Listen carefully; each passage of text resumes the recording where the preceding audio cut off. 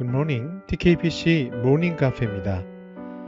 하상욱이라고 하는 한국의 시인이 계신데요. 오늘은 그분의 시를 한 편 읽어드리면서 모닝 카페를 시작할까 합니다. 엄청나게 문학적인 시를 기대하시면 안 됩니다. 이분은 자기 자신을 시인이라고 부르지 않으시는 분이세요. 시를 파는 사람 이렇게 표현하시는데 정식으로 등단하지도 않으셨고요. 그러니까 여러분 혹시라도 눈을 감고 시를 음미하실 준비를 하셨다면 그러지 않으셔도 됩니다. 짧은 시인데 제가 두 문장밖에 안 되거든요. 제가 한번 읽어드려 보겠습니다. 너인 줄 알았는데 너라면 좋았을걸. 좀 느낌 있으신가요? 근데 여러분 제목을 들으시면 놀라실 거예요. 시의 제목은 금요일 같은데 목요일입니다. 여기서 말하는 너가 금요일입니다. 너인 줄 알았는데 너라면 좋았을걸. 금요일인 줄 알았는데 목요일이었다는 거예요. 주로 이제 직장인들이 일하는 주중을 힘들어하면서 쉬게 되는 주말만을 기다리는데, 그래서 금요일을 기다려왔는데 오늘이 금요일인 줄 알았는데 목요일이라 실망했다, 뭐 그런 내용의 시입니다. 여러분 어떻게 공감이 좀 되시나요?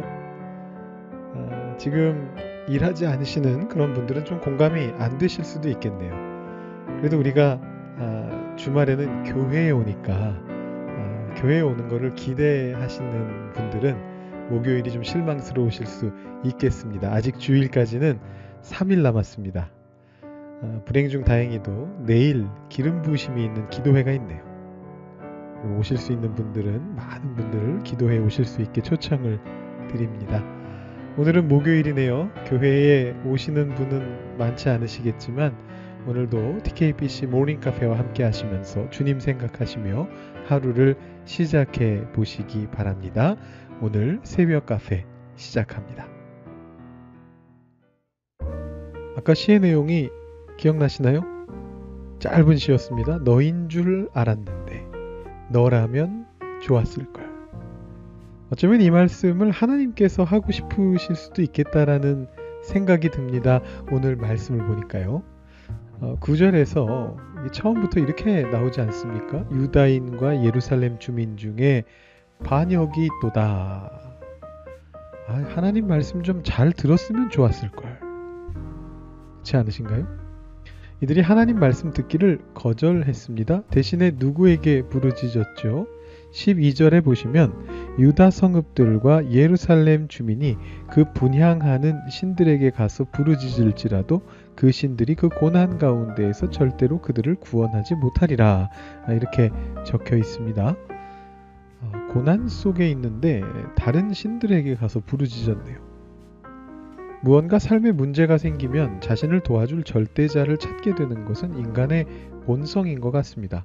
무당을 찾든 점쟁이를 찾든 절에 가든 교회에 오든 말이죠. 내 능력으로 어찌할 수 없는 일에 부딪히게 되면 신을 찾습니다.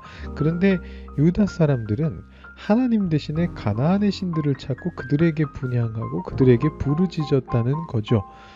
이건 사실 더 제가 설명드리지 않더라도 하나님 보시기에 분명한 죄악인 것 같습니다. 여러분들도 동의가 되실 거예요.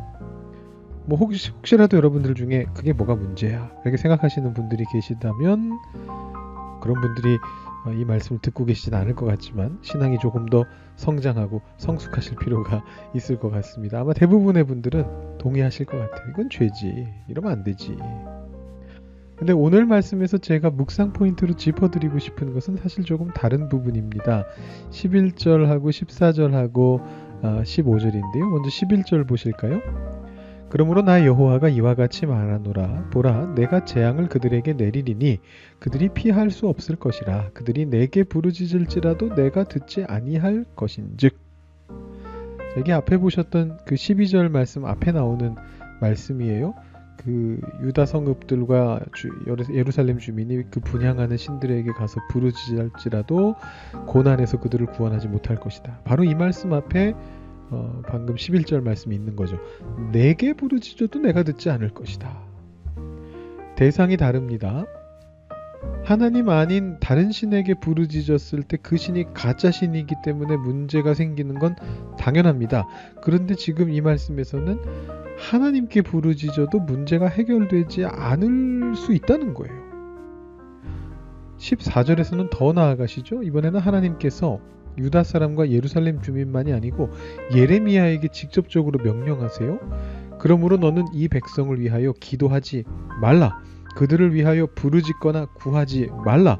그들이 그 고난으로 말미암아 내게 부르짖을 때에 내가 그들에게서 듣지 아니하리라. 그들이 부르짖는 것도 듣지 않으실 것이거니와 그들을 위해 중보하는 예레미야의 기도도 듣지 않으실 거라는 거예요. 아예 기도하지 말라 그러십니다.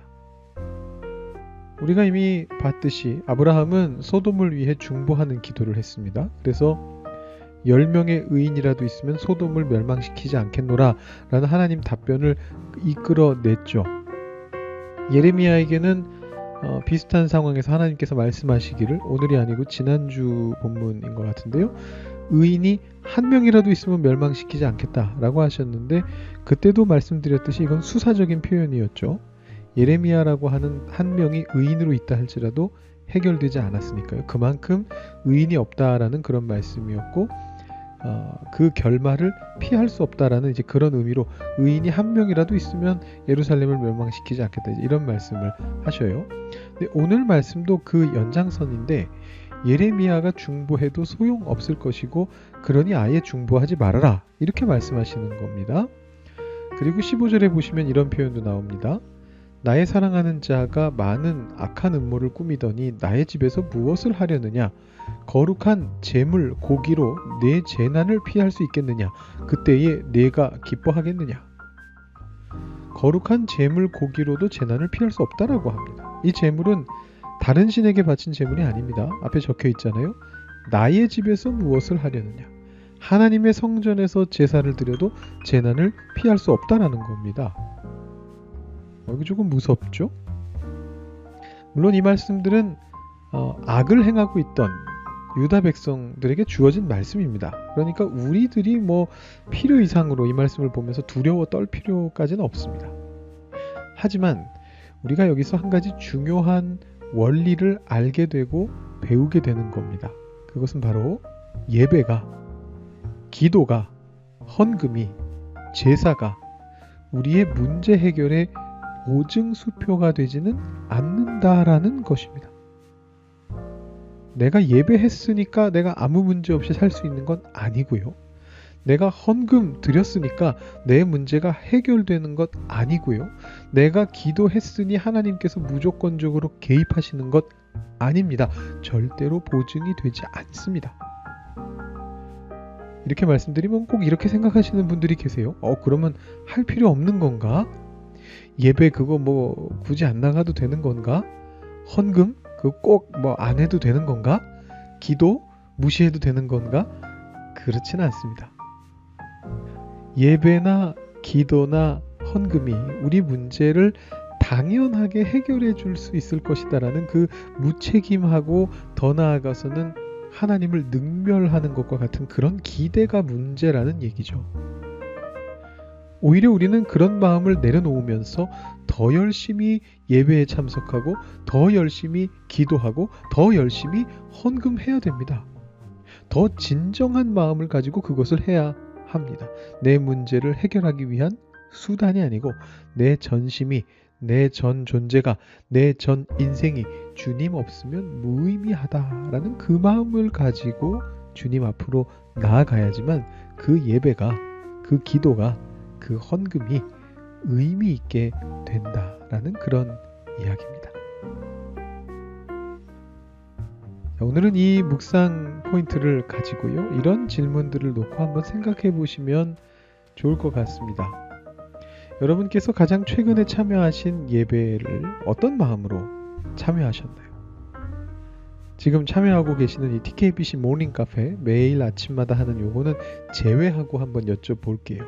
공예배를 기준으로 어제 수요예배 오셨던 분들은 수요예배에 내가 어떤 마음으로 참여했었지 떠올려 보시면 좋을 것 같아요. 주일 예배가 가장 마지막 예배셨던 분은 주일 예배에 어떤 마음으로 참여하셨는지를 한번 떠올려 보시고요. 주일에는 못 오셨는데 토요일에는 오셨던 분도 계시죠.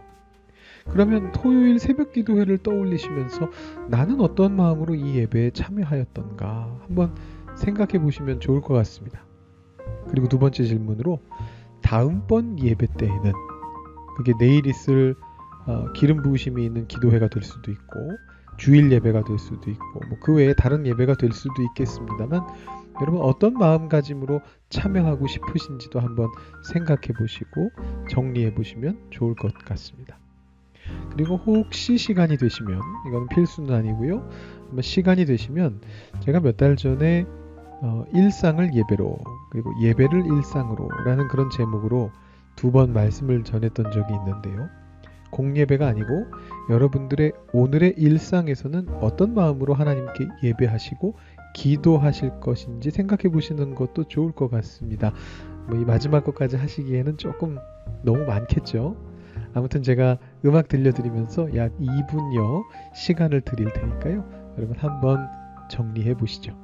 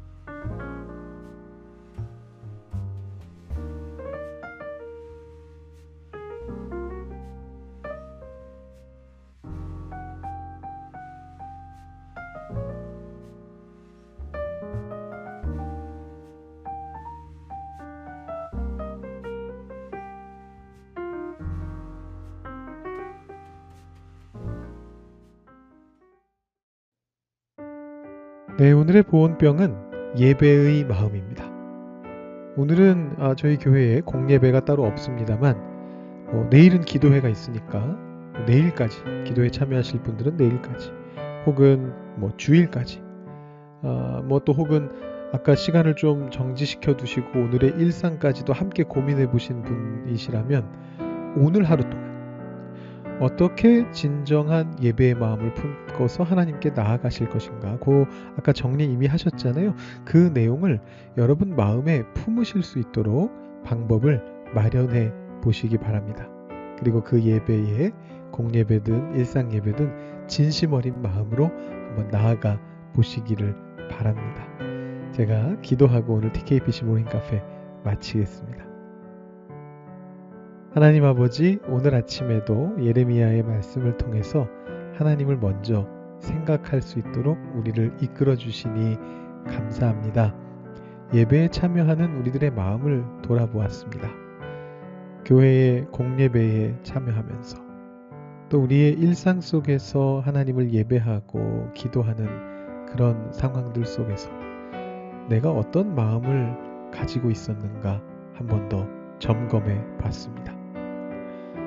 우리의 문제를 해결하기 위한 보증 수표로서 예배에 참여하고 기도하며 헌금하는 그런 삶을 살아가는 것이 아니라 내 전 존재가 주님이 없으면 무의미하다라는 그런 마음을 가지고 진심으로 전심으로 주님 앞으로 나아가서 예배하고 기도하고 또 헌금할 수 있는 우리들이 되기를 소망합니다. 하나님 오늘도 우리와 함께 하여 주시고 예배의 마음을 품고 오늘 하루를 지낼 수 있게 하여 주시고 내일 있게 될 우리 기름 부으심이 있는 기도회와 또 그 다음에 오게 되는 우리 주일 예배 때 하나님 앞에 기쁨으로 나와서 전심으로 예배할 수 있는 저희들 될 수 있도록 주님 인도하여 주시옵소서. 감사드리며 예수님의 이름으로 기도드립니다. 아멘. 제가 조금 더 음악 들려드립니다. 더 묵상해 보시고 기도해 보시고 오늘 새벽 카페 마치시면 좋겠습니다. 주님과 함께 은혜로운 목요일을 맞으시기 바랍니다.